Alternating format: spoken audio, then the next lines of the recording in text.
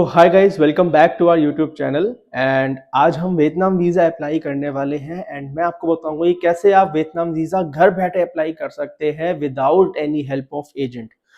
तो कुछ document required होते हैं हमारे, उन डॉक्यूमेंट्स की लिस्ट मैं आपको अभी दिखाऊंगा। एंड जो जो डॉक्यूमेंट रिक्वायर्ड है, कुछ ज़्यादा डॉक्यूमेंट नहीं है, सिर्फ 2 डॉक्यूमेंट और एक आपका जो पेमेंट मेथड का रहता है वो मैं आपको बताऊंगा। एंड तो डॉक्यूमेंट देखने के लिए चलिए हम अपनी स्क्रीन पर चलते हैं। सो गाइज, अब हम स्क्रीन पे आ चुके हैं and these are the required documents जो कि हमारे को वियतनाम ई वीज़ा के लिए चाहिए होंगे। तो सबसे पहला डॉक्यूमेंट आपका रहता है पासपोर्ट। पासपोर्ट का फ्रंट पेज आपको स्कैन करके रखना है अपने सिस्टम के अंदर। आप किसी भी साइबर कैफे या फिर आप खुद भी उसको स्कैन कर सकते हैं by the help of your camera. Scan करके उसको रखना है एंड बिल्कुल क्लियर पिक्चर होनी चाहिए, as Vietnam government and Vietnam immigration बहुत स्ट्रिक्ट है इस चीज़ के लिए कि अगर उनके पास क्लियर इमेज नहीं आती है तो वो रिजेक्शन में वीज़ा भेज देते हैं। तो सबसे पहले तो आपको एक पासपोर्ट का फ्रंट पेज जो आपका होता है, जिसमें आपकी इमेज होती है, नाम होता है, वो आपका होना चाहिए। देयर आफ्टर आपके पासपोर्ट की वैलिडिटी एटलीस्ट 6 मंथ्स होनी चाहिए and there must be two blank pages. 2 page आपके खाली होने चाहिए पासपोर्ट के। रीज़न, जब आप इमिग्रेशन पे जाएँगे तो वो आपके पासपोर्ट पे स्टैम्प करेंगे एंड एटलीस्ट उनको 2 पेज रिक्वायर्ड होते हैं। चाहे वो 1 पेज पे ही स्टैम्प करेंगे पर एटलीस्ट 2 पेज आपके खाली होने चाहिए एंड 6 मंथ्स की वैलिडिटी होनी चाहिए। सेकंड डॉक्यूमेंट जो आपका रिक्वायर्ड होता है व्हाइल अप्लाइंग द वीज़ा, आपकी इमेज। इमेज मीन्स आपकी photograph.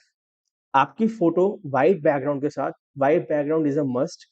Please note, white background के बिना जितने भी लोगों ने अभी तक वीज़ा अप्लाई किया है, 99% 99.9% लोगों का अब तक रिजेक्शन ही आई है। रीज़न ये है कि वियतनाम गवर्नमेंट इमेज को भी लेके बहुत ज़्यादा स्ट्रिक्ट है। आपकी फ़ोटो रिक्वायरमेंट्स बहुत ज़्यादा स्ट्रिक्ट है वियतनाम के अंदर।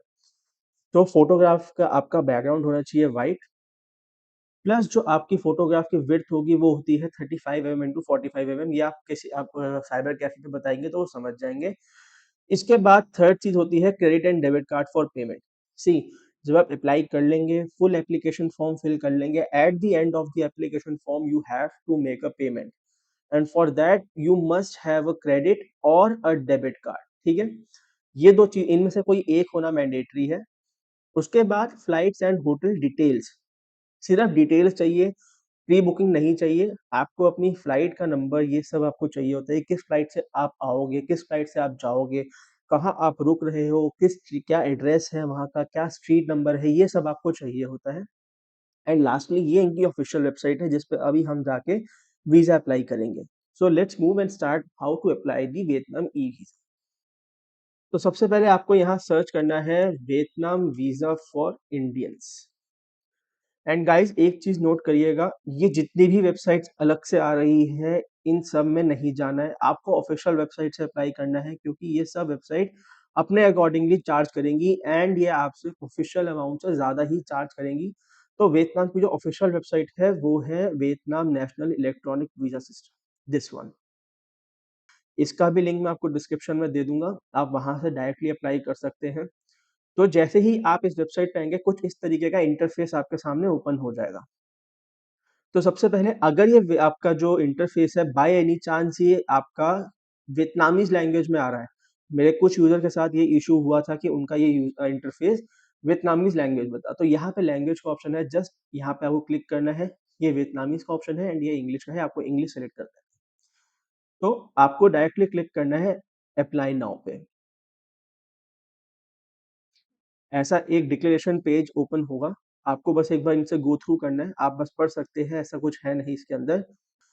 ये कुछ list of port of exit and entries है, ये आप पढ़ सकते हैं। ये अभी आगे हमारे काम आएगा, मैं आपको बताऊंगा कैसे।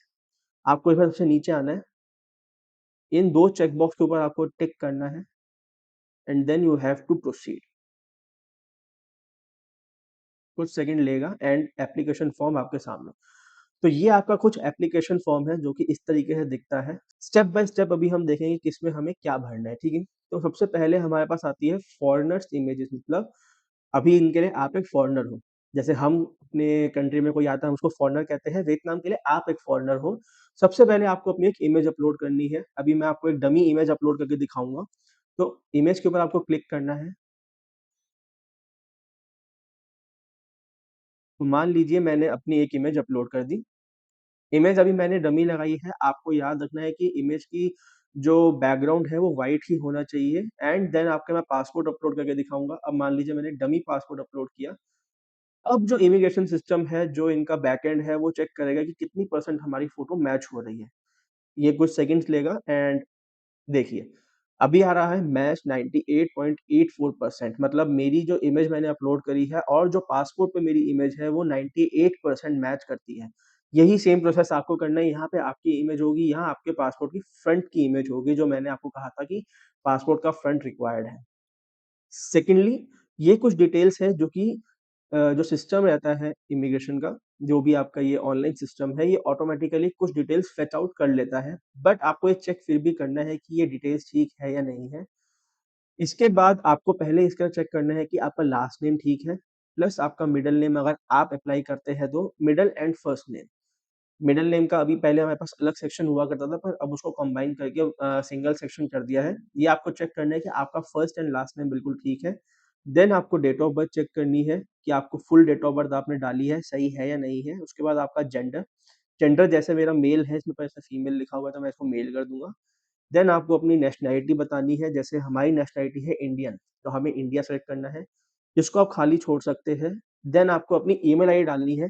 यहाँ आपको वही ईमेल आईडी डालनी है जो वर्किंग है, क्योंकि इसी ईमेल आईडी के ऊपर आपका वीज़ा आएगा। अभी मैं डमी मेल आईडी डाल रहा हूँ। देयर आफ्टर आपको अपना रिलीजन डालना है, रिलीजन आपका जो भी है, हिंदू, मुस्लिम, क्रिश्चियन, अब कुछ भी है आप वो यहाँ पे वो डालेंगे। प्लेस ऑफ बर्थ आपको अपने पासपोर्ट से देख के डालनी है, मैंने अभी डमी डाली है।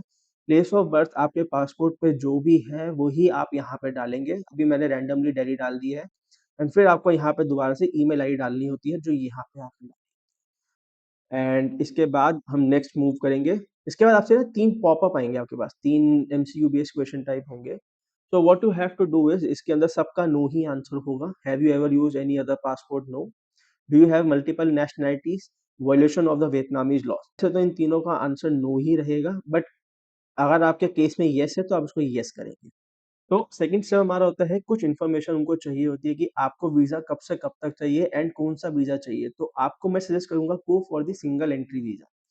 अगर आपको लगता है आप बार-बार जाने वाले हो वियतनाम, आपका बिज़नेस है एंड आप बार-बार अप डाउन करने वाले हो, तो I will suggest you to go for multiple entry. But अगर आप एज़ अ टूरिस्ट जाने वाले हो, तो एज़ अ सिंगल एंट्री आपके लिए बहुत होगा। उसके बाद आपको एक डेट अपनी बतानी होती है कि आप कब से कब तक वीज़ा चाहते हो। मतलब आप कब आएँगे और कब जाएँगे ये आपको बताना होता है। तो ये आपको एक तरीके से वीज़ा उतने ही टाइम का मिलता है। But most of the cases में आपको ये देखा गया है कि ऑलमोस्ट आपको 1 मंथ की वैलिडिटी का वीज़ा मिल जाता है। बट इसमें आप वही बताइए कि आप कब आएँगे और कब जाएँगे। मान लेते हैं कि आप 13th को लैंड करोगे। आपको वीज़ा लेना है 12 से, 1 दिन प्रायर, 1 दिन पहले लेके चलना। 12 से आप लेंगे एंड मान लीजिए आप 20th को वापस जाने वाले हो, तो आप यहाँ पे सिलेक्ट करेंगे 1 दिन बाद की डेट, दैट इज़ 21st, ठीक है? ये आपकी डेट हो गई फ्रॉम टू, मतलब 12th फ़ेब से लेके 21st फ़ेब। अभी ये जो मैसेज नीचे शो कर रहा है, ये अभी चेंज हो जाएगा क्योंकि यहाँ पे मेरी एक्सपायरी डेट गलत है पासपोर्ट। थर्ड इन्फॉर्मेशन हमारे को देनी होती है पासपोर्ट नंबर। पासपोर्ट नंबर आपके पासपोर्ट के ऊपर यहाँ पे लिखा होता है। आपको ये पासपोर्ट नंबर देना है। देयर आफ्टर आपको इश्यूइंग अथॉरिटी देनी होती है। मेरे केस में इश्यूइंग अथॉरिटी मैं कहता हूँ दिल्ली है, तो दिल्ली आपको बतानी है। इश्यूइंग अथॉरिटी आपको यहीं लिखा होगा, अथॉरिटी जहाँ पे आप पासपोर्ट आपको किस मतलब लोकेशन पे आपको दिया गया है, इश्यू किया गया है, वो यहीं लिखा होगा, तो आपको यहीं से देखना है। और डिटेल्स आपकी बिल्कुल सेम होनी चाहिए, नहीं तो वीज़ा रिजेक्ट हो जाएगा। टाइप में आपका पासपोर्ट ऑर्डिनरी ही रहेगा। डेट ऑफ इश्यू आपको पासपोर्ट से देख के लिखनी है। मेरे में 12 अप्रैल 2024 शो कर रहा है, तो मैं लिखूँगा यहाँ पे 12 अप्रैल 2024, 2024 एंड 12 अप्रैल एंड उसके बाद जो मेरी एक्सपायरी उसके अंदर है वो है 11th अप्रैल 2034। तो एक बार हम देख लेते हैं जल्दी से।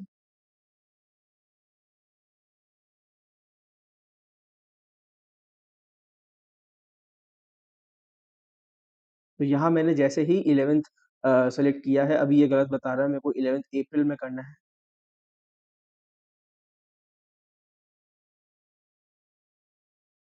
तो यहाँ मैंने जैसे ही 11th अप्रैल सेलेक्ट किया, यहाँ से वो ठीक हो गया। कोई ऐसा इश्यू नहीं आ रहा है यहाँ।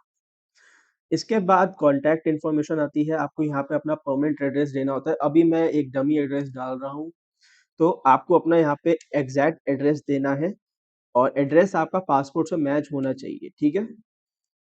और यहाँ पे आपको कॉन्टैक्ट एड्रेस देना होता है। अगर आपका ये एड्रेस सेम है, जहाँ पे अभी आप रह रहे हो, तो आपको जस्ट यहाँ पे आके इसको पेस्ट करना है एंड एक टेलीफ़ोन नंबर आपको देना है अपना, जो वर्किंग हो। Telephone number is a must. Then आपको एक इमरजेंसी कॉन्टैक्ट देना है। इसमें आपको सजेस्ट करूँगा आप अपने फैमिली में से किसी का भी रेफ़रेंस दे सकते हैं। मान लीजिए कि आप अपने फादर का देना चाहते हैं, तो आपको उनका नाम लिखना है, उनका करंट रेज़िडेंशियल एड्रेस, अगर यही एड्रेस है जो यहाँ पे है, उसको जस्ट कॉपी करना है and you have to paste it. And there after एक उनका टेलीफ़ोन नंबर जो आपको देना पड़ेगा, उनका वर्किंग टेलीफ़ोन नंबर एंड उनके साथ आपकी रिलेशनशिप। इसके बाद आपका आता है ऑक्यूपेशन। ऑक्यूपेशन मस्ट नहीं है, आप नहीं बताना चाहते कि आप क्या करते हो तो आप उसको छोड़ भी सकते हो एंड अगर आप बताना चाहते हो तो आप उसमें बता भी सकते हो क्योंकि यहाँ पे स्टार नहीं है। This is not an mandatory thing. इसके बाद आपको आना है information about the trip. Purpose of entry आपको लिखना है tourist, intended date of arrival ये ऑटोमैटिकली ले लेगा, जिस दिन आपको वीज़ा चाहिए ये वहीं से ले लेगा। उसके बाद आप वहाँ कितने दिन रुकने वाले हैं, उसकी आपको डिटेल देनी होती है। वैसे ही ऑटोमैटिकली ले लेगा क्योंकि मैंने ऊपर 10 दिन सेलेक्ट किया है, तो वो 10 दिन ले लेगा। इसके बाद आपको एक फ़ोन नंबर वियतनाम में मैंडेटरी नहीं है, मतलब जहाँ आप रुकने वाले हो उनका नंबर डाल सकते हो, उस होटल का नंबर डाल सकते हो, उस हॉस्टल का नंबर डाल सकते हो। देन आपको उस हॉस्टल का एड्रेस देना है। एड्रेस में आपको सब कुछ बताना होगा कि वो होटल कहाँ पे है, एड्रेस अभी मैं कुछ भी लिख रहा हूँ। हानोई हॉस्टल मैंने लिख दिया है। उसकी प्रोविंस लिखनी है कि वो किस प्रोविंस में है। और वो किस वार्ड में आता है, ये आपको सब गूगल पे मिल जाएगा। इवन आप ये चीज़ उन होटल से भी पूछ सकते हो, जिसमें आपने अपनी बुकिंग करवाई है एंड इंटेंटिव बॉर्डर गेट ऑफ एंट्री।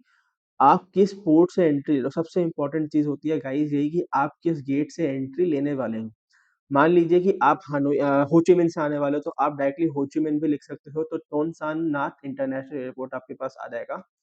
आप यहाँ से एंट्री लेंगे, इसके अलावा आप किसी पोर्ट से एंट्री नहीं ले सकते हैं, इस चीज़ का आपको ध्यान रखना है। डिपोर्ट कर दिया जाएगा अगर आप किसी और पोर्ट के ऊपर जाते हो। उसके बाद आपको पोर्ट ऑफ अराइवल के बाद पोर्ट ऑफ एग्ज़िट भी देना होगा, तो मेरे केस में मेरा port of exit and entry दोनों सेम रहेगा। उसके बाद आपको एक चेक बॉक्स है, उसपे टिक करना है एंड देन आपको 3 इन्फॉर्मेशन और पूछी जाएगी, agency, organization, individual that the applicant plans to contact, ये नो रहेगा। ये तीनों मैक्सिमम केसेज़ में नो ही रहेंगे कि आप have you been to Vietnam in the last 1 year, ये उनके लिए है जो फ्रीक्वेंट ट्रैवल करते रहते हैं। अगर आप उससे पहले गए हैं तो उसको आप येस करेंगे, otherwise no. And do you have relatives who currently reside in Vietnam, वो आपके ऊपर है कि अगर कोई आपका रहता है तो yes, otherwise no. Last option उनके लिए है कि अगर आपके कोई अकम्पनिंग चिल्ड्रन है, अगर आप बच्चों के साथ जा रहे हैं तो आपको यहाँ से इसको फ़िल करना है, otherwise you have to leave it blank. उसके बाद आता है ट्रिप एक्सपेंस। गाइज़ इसके अंदर भी आपको देखना होगा कि अगर आपकी ट्रिप 7 या 7 डेज़ से अबव है, यहाँ एटलीस्ट आपको 1000 यूएसडी मेंशन करना है। उसके बाद आपको यहाँ बताना है कि आप इंश्योरेंस लेके आ रहे हैं या नहीं, तो आपको येस और नो में से लिखना होगा। मेरे केस में येस है तो मैं उसको येस करूँगा, स्पेसिफ़ाई करने की नीड नहीं है। उसके बाद पूछा जाएगा who will cover the trips expense of the applicant, यहाँ पे आपको लिखना है पर्सनल। अगर आप पर्सनली मतलब अगर आप खुद अपनी ट्रिप का एक्सपेंस हैंडल आउट कर रहे हैं तो यहाँ पर्सनल, अदरवाइज़ अगर आप कंपनी की तरफ से आ रहे हो, बिज़नेस है तो आप कंपनी भी कर सकते हैं। तो गाइस ये आपका एक फॉर्म हो गया। जैसे ही आप यहाँ पे टिक पे क्लिक करेंगे, आपको जस्ट यहाँ पे टैप करना है नेक्स्ट एंड ये आपका रिव्यू एप्लीकेशन ओपन हो जाएगा, जहाँ पे आपने अभी तक जो डिटेल्स भरी है, आप उन सबको एक बार रिव्यू करेंगे। ये स्टेज भी इम्पोर्टेंट होती है, यहाँ पे आपको अच्छे से रिव्यू करना है, कोई डिटेल ऐसी तो नहीं है जिसमें आपने कुछ गलती करी है या कोई चीज़ ऐसी है जो एडिट होना चाहती है। अगर आपकी डेट ऑफ बर्थ गलत है तो आप जस्ट यहाँ पे पेन पे क्लिक करेंगे and you can change it. If कोई गलती नहीं है, आप दोबारा से नेक्स्ट करेंगे। अब रिव्यू एप्लीकेशन फॉर्म पे आ गए हैं। रिव्यू एप्लीकेशन के जस्ट आपको एंड में जाना है एंड एक सिक्योरिटी कोड आपको डालना है, जैसे इसमें है 3075 and 94 and you have to click next. Now declaration has been completed, ठीक है? अब इसके अंदर आपकी जो इम्पोर्टेंट चीज़ है वो है इलेक्ट्रॉनिक डॉक्यूमेंट कोड। ये कोड आपको लिख लेना है, इसकी आप फ़ोटो ले लो या फिर आप यहाँ से प्रिंट भी ले सकते हो क्योंकि आगे आपको वीज़ा स्टेटस ट्रैक करने में यही कोड बहुत हेल्प करेगा। ये कोड एंड ये ईमेल आईडी जो मैंने आपको शुरू में बताई थी। यहाँ से जस्ट आपको इसको कन्फर्म करना है and you are on the payment portal, on the payment page. यहाँ से आपको पेमेंट करनी होगी 25 यूएस डॉलर की, जो भी आपका करंट यूएस डॉलर अभी रेट चल रहा होगा, वेदर इट इज 90 92, उसके अकॉर्डिंगली आपके अकाउंट से डिडक्ट होंगे पैसे। जो भी पैसे मान लीजिए 25 से लेके 2700 तक ही होगा, इससे ज्यादा नहीं होता है। Thereafter you just have to tick on I agree to pay and आपको पेमेंट के ऊपर जाना है। पेमेंट पे क्लिक करते ही आपके पास एक नई विंडो ओपन होगी। यहाँ पे आपको दो ऑप्शन आएंगे, लाइक आप पेमेंट करना कैसे चाहते हैं, पे बाय एटीएम कार्ड और you want to pay by Visa, Mastercard, JCB और एमेक्स। तो आपको इसमें सेकंड ऑप्शन सिलेक्ट करना है, pay by Visa and Mastercard, क्योंकि इंडिया के अंदर वीजा एंड मास्टर कार्ड ही एप्लीकेबल है। आपको जस्ट उस कार्ड के ऊपर वीजा, मतलब अगर आप वीजा करना चाहते हो तो आपको वीजा सेलेक्ट करना है, अपना card number, first name, side detail डाल के you just have to continue and that's it, you are good to go. इसके बाद आपको कुछ भी करने की जरूरत नहीं है। विद इन 3 डेज आपका वीजा आपकी मेल आईडी पे भी आ जाएगा एंड आपके इस पोर्टल पे भी आ जाएगा। ओके, सो अब तक आई गेस आप समझ गए होंगे कि वीजा कैसे अप्लाई करना है, एंड आई गेस बहुत ने स्टार्ट कर भी दिया होगा वीजा अप्लाई करना। इन केस आपकी कोई भी क्वेरी आती है during filling the application form, या कोई भी ऐसी क्वेरी है जो एप्लीकेशन फॉर्म के बाहर है, वियतनाम ट्रैवल से रिलेटेड है, आप डायरेक्टली मुझे मेल भी कर सकते हैं। मेल आईडी मेरी डिस्क्रिप्शन के अंदर मेंशन्ड है। प्लस आप कमेंट भी कर सकते हैं, मैं कमेंट का रिप्लाई भी कर दूंगा। And if you find the video informative, so do subscribe and like and share the video with your friends and family too.